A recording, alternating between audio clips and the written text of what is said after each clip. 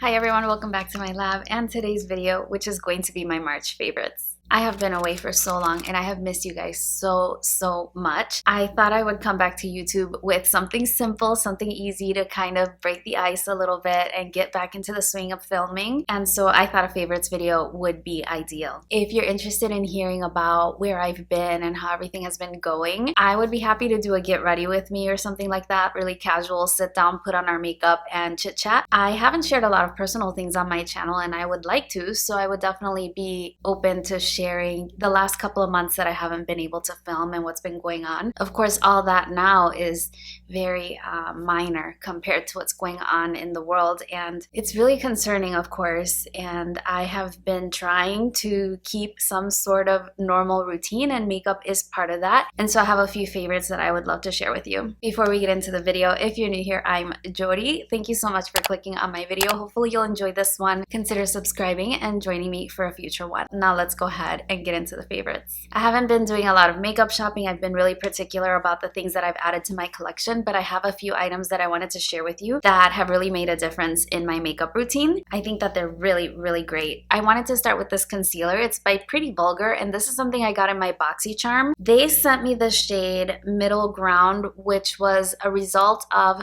like a little bubble sample pack that they sent in a previous box, and this was the shade from the bubble that kind of suited my skin tone the best. I think it's a little bit dark. It's very similar to my skin tone, as you can see, and so it doesn't brighten underneath my eyes too much. If you are close to my skin tone, I would probably go one shade lighter. This one is number 63, the Middle Ground. I don't know what's going on with Pretty Vulgar. They used to be carried at Sephora, but now even I logged on to take a look and see what the other shades were, and they don't have a lot of the shades, and some of them are on sale, so I don't know if maybe they're discontinuing it from their own website. But this concealer actually ended up being a really nice surprise. It's really nice. It's hydrating, so it's not too dry under my eyes, and dryness is one of my skin concerns, as well as really crepey under eyes, and this one does not highlight that at all. It looks so smooth when I put it on, and I don't even really have to set it. I will often apply just a little bit of powder, and really it's not so much to set it, it's to lighten the color a little bit since it is a little darker than I would prefer. But it's actually been working underneath my eyes really well, and I'm glad I got to try that out in a BoxyCharm. Hopefully Sephora will continue to carry it, because if I ever run out of this, which I don't see myself running out of any concealer anytime soon, I would be interested in repurchasing that one. From concealer to a lip product, this is the Artist Couture. I don't know what these are called. Let's see. It's a lip gloss. I'm not sure what he calls his lip glosses, but this one is in the shade Uncensored 2.0, and I got this in a little set that came with one of the eye shimmers. It's one of those loose eyeshadows. I love those as well. They're really nice. But this gloss is such a beautiful shade. It's such a beautiful nude. And you know, even though it has more of a minty fragrance, which is not my favorite, and then also the doe foot is a little bit more flexible than I would prefer. I kind of like the doe foots to be really firm, despite the fact that I don't like the fragrance. It's not that I don't like it, it's just not my favorite. And the doe foot is really kind of flimsy. The color is so nice. I did a makeup look and I was wearing this lip gloss with it. It was so perfect. It is a perfect nude. I can see why everybody was raving about this and why it's always sold out on Sephora. I was lucky that I was in store and they still had that little set available, so I was able to pick it up, and I definitely get the hype. It is so beautiful. It's a really pigmented gloss. It's not too sticky, and it doesn't wash me out, because a lot of the times the nudes that people are raving about, they wash out my medium skin tone. I need something just with a little bit more color, and this is beautiful. Another thing I was really late to. People have moved on to the MAC bouncy blushes, which I did order one, so I want to try it. Prior to those bouncy blushes, they were raving about these. These are the Bare Minerals Bounce and Blur. What are the MAC ones called? I think they're called Glow something, but this is what they were raving about before. This is the Bounce and Blur by Bare Minerals, and it is in the shade Blurred Buff. It's the most nude and neutral of all the shades, and that's what it looks like. It's kind of a cream to powder formula, and I like to apply this with a synthetic brush. I like to use the ones from Luxie to apply this, and even though it looks like this shade might not show up on my skin tone, it actually shows up really beautiful. And since it's a neutral shade, it'll go with any eye look, so if I'm not sure what kind of blush to work with, with, I will go with something like this. Similar to Tarte Exposed, it's just one of those shades that will complement any eye look. So if I'm ever not sure what kind of blush to do, or if I haven't done my eyes yet, I will go for something like this, and it always looks really, really nice. It's a very soft, kind of natural blush, so it looks really, really natural. It looks good with a full face of makeup, but it also looks good on no makeup days or the makeup that I wear to work, and it's so, so beautiful. It comes in a lot more shades, but I decided to try out one that was in a more neutral shade, and I ended up really, really enjoying that one. Since I haven't been doing a lot of shopping, I discovered an oldie but a goodie. This is something I use often when I'm doing swatch videos, which I haven't done a swatch video in a while, but when I used to do eye palette swatch videos, I would use this to prime my arm. This is the Urban Decay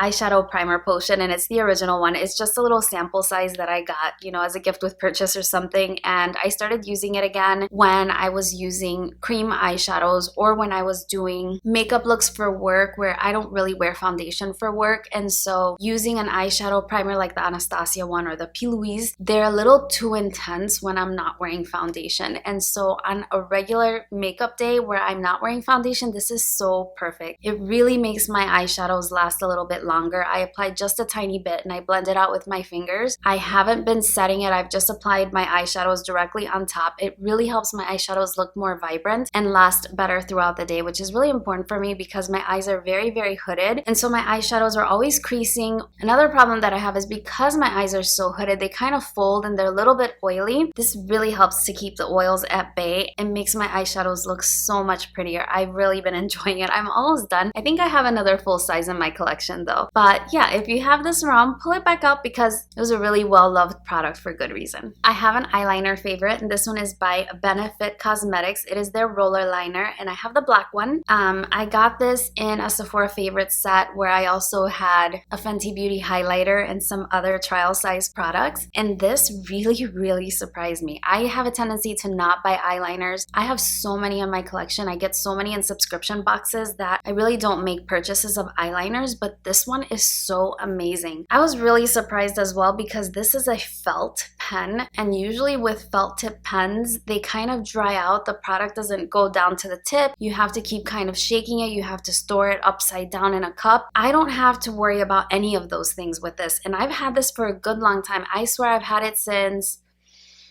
at least November, I would say, maybe December, and I've used it very, very frequently since then, and I have not had that problem of it drying. I have used it over glitter, and it draws beautifully. It doesn't skip. It goes over glitter. It goes over the chunkiest eyeshadows that I have, and it's so, so beautiful and easy to use. I'm so surprised that a felt tip eyeliner can be so good. I keep telling my daughter she needs to get her hands on this one. She's always doing really bold wings. They look really pretty on her, and this is amazing. I really, really like it. It's really good. I have another eyeliner, and this one is from Charlotte Tilbury. This one released maybe about 2 months ago. This was one of the things that I treated myself to most recently, and it is the Pillow Talk eyeliner. And what's so amazing about this one is the shade. It's like a chestnut brown, so like a mahogany brown. It has some reddish tones in it. It's definitely a brown, but it's so soft. And the way that I like to use it, I like to use it on my waterline for a very soft eyeliner look, but also I use it on my upper lash line, and what I'll do is I'll draw along my lashes, and then I will take a synthetic angle brush and I'll actually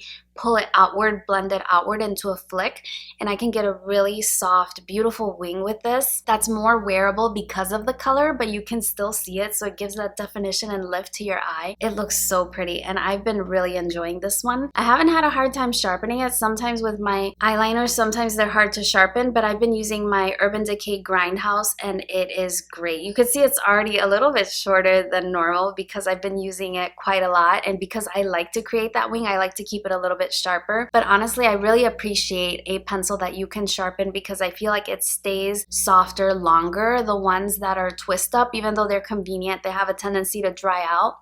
And this is holding strong. I love this one. Another product from Charlotte Tilbury that I have been absolutely loving is this little quad. Now, I did a whole video on Charlotte Tilbury products. I tried a whole bunch of her products and I picked my favorites. I did mention that in terms of eyeshadow palettes, the quads were not necessarily a good value because they're $53, and she does have larger palettes that give you more product, more bang for your buck, if you will, but there's something so special about this specific one. This is the Luxury Beauty palette, and it is the one that is called the Queen of Glow. There's just something so special about this squad that really flatters my skin tone. It flatters my hair color, my skin tone. It's so easy to use. I was wearing this to work quite a bit when we were still having class face to face, and even my students would compliment my eye makeup. No student is looking at their professor's eye makeup, and there's just something about this. It's so sophisticated, classy, but special at the same time that I do have to recommend this one, even though it is really expensive. I would say a lot of the quads, they have similar vibes to each other, but if you find one that you feel really complements your skin tone, they're so easy to use that it could really become your go-to eyeshadow look. There's definitely an advantage to having your everyday makeup look in such a handy little quad like this, and you can use it so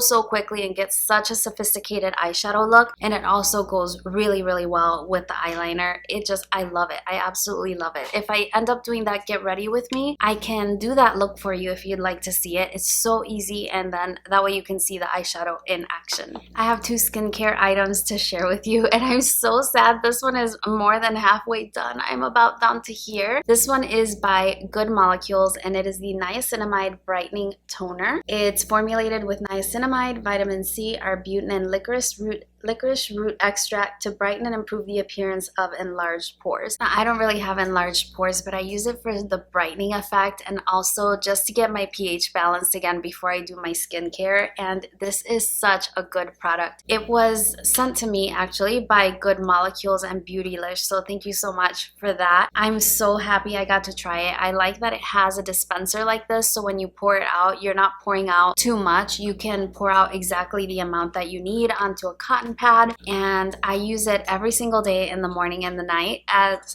my first skincare step, which explains why I'm working my way through it so quickly. But I just really love this. It doesn't irritate my eyes. I mean, I wouldn't rub it directly over my eyes, but it doesn't irritate my eyes. It doesn't irritate my skin, and it is a great first step as a toner. I love using toners, and the one that I was typically using I was already out of, so this came at a perfect time, and I'm really enjoying this one. Where the toner is my first step in my skincare routine, this has been my last step. So this is something that my daughter gave me. She works at Ulta Beauty, and they gave her this as gratis. It is by Hippie, and it is the antioxidant facial oil. It says it has argan oil, goji, and camu. Not sure if that's how you say it, but basically you just pat it onto your skin as your last step, and I absolutely love this. I've been wearing it definitely a lot at night as my last step in my skincare routine. I'll just pat it on all over, and it gives my skin the ultimate hydration. I love it so much, but I've also found that this looks beautiful under makeup. Now, I do apply this as my last step in my skincare routine in the mornings as well, especially if I'm going to be wearing foundation, and I'll just pat a few drops. Like, I'll put a few drops. It is a dropper, so if you can see, it's a dropper format like that, and I'm actually working my way through this one pretty quickly as well. I'm about down to here, and for an oil, that's pretty quickly. So I'll apply a few drops to my hand, and then I'll just press it over my skin after I've applied my toner, my moisturizer, my eye cream, and everything else. I'll just pat it over, and it just seals everything in. And then after waiting just a few minutes, I'm ready to go in with makeup, and my makeup lays over it so well. My foundation glides over it really nicely. Not that I'm using it as a primer. I'll also still use a primer, but for some reason, I just feel that my foundation lays a lot nicer over it, and I don't have to use as much foundation either. I kind of stipple my foundation and buff it outward so that I don't have to use a lot of foundation. I don't enjoy heavy layers of foundation, and this has made my foundation look really good, and it's been really beneficial for my dry skin as well. I had not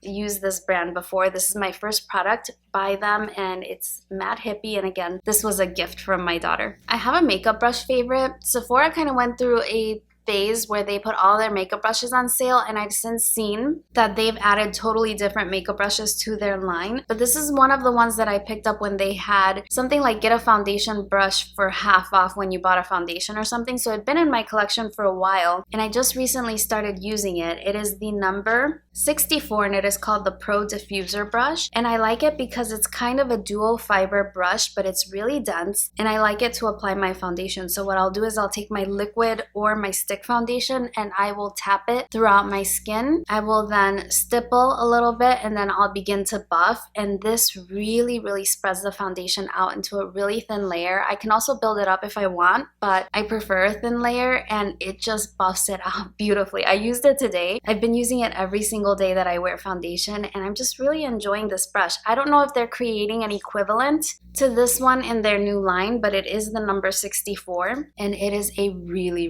good brush. I really like it. I don't have a dual fiber brush that has this kind of density, which makes it really unique in my collection, and I found that Sephora collection brushes are really good. So I've been really loving this one. Maybe once stores open again, they'll have these on sale, and if you find one, I would definitely grab one. I'm not sure if I'll be able to find it online, but it's a good brush. I'm glad I have it. That's everything for my favorites for March. Thank you so much for watching my video. I hope you enjoyed it. I hope you're happy to see me again. If you did enjoy the video, please don't forget to give this one a big thumbs up for me. It really helps me out, and I'm really happy to be back to YouTube. Don't forget, if you're interested in that chit chat, get ready with me catch-up session, let me know in the comment section down below, and if you have any questions, drop them down below as well. But most importantly, I'm curious to hear how you're doing. I hope you're doing really well. My thoughts are with you. I hope that you, your family, your friends, and all your loved ones are hanging in there and are healthy and safe during this time. That's everything from me today. I look forward to chatting with you in the comment section. Please don't forget to subscribe if you haven't already, and I will catch you again really soon on my next one. Bye-bye.